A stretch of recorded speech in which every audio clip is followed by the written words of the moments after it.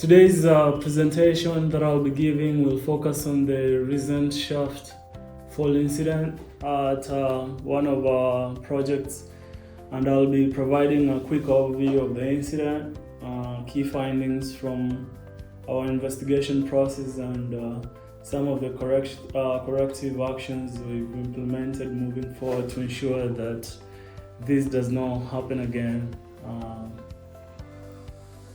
So to start with, let me describe the incident. On this specific day, one of our workers fell into the unguarded vertical shaft while walking near the site.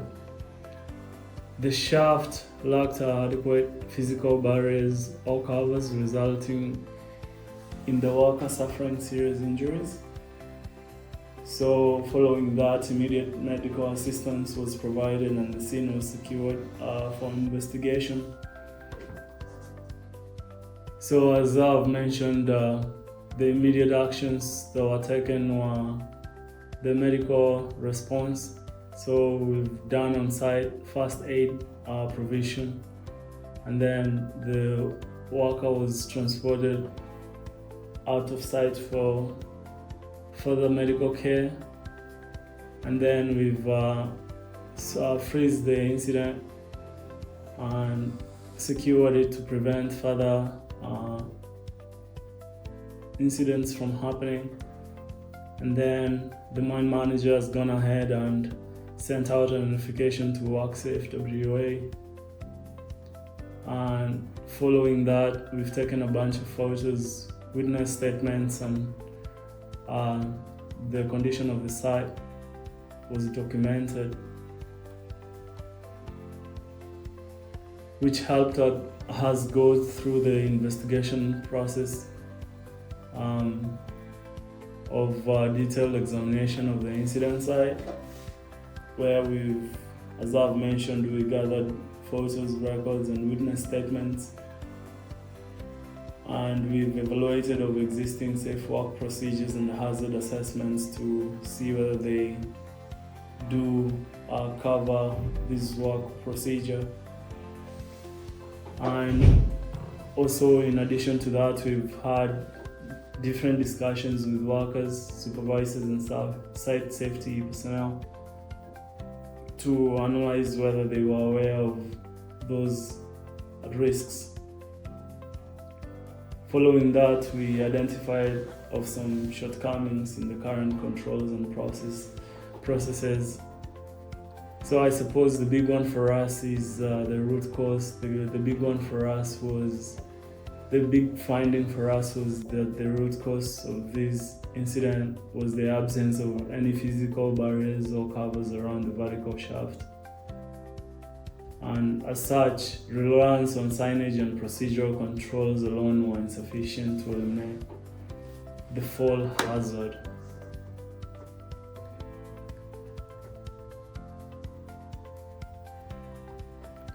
So following the investigation process, we've come up with different collective actions. So to address the risk and any associated risks for similar setups or workplaces. So the first one obviously was to immediately install physical barriers on all open shafts. This can be in the form of guardrails, covers, or barricades. And following that, we would review our safe work procedures and update them to reflect the changes of having guardrails, and just to make sure that all the similar workplaces are not affected, our site-wide hazard audit will identify and address any similar fall hazards across the site.